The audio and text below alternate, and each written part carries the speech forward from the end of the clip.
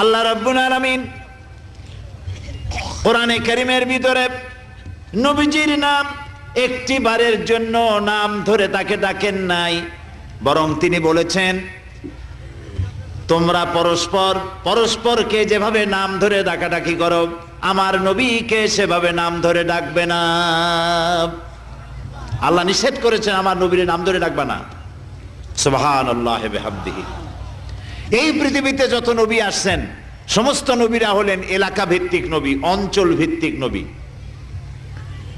এক এক এলাকার, নূহ আলাইহিস সালাম এক এলাকার, মুসা আলাইহিস সালাম আলাক এলাকার, দাউদ আলাইহিস সালাম আরাক এলাকার, এরকম এলাকা ভাগ ভাগ করা। কিন্তু মুহাম্মদ সাল্লাল্লাহু আলাইহি ওয়াসাল্লামকে আল্লাহ রাব্বুল আলামিন কোন এলাকার জন্য নবী বানান নাই।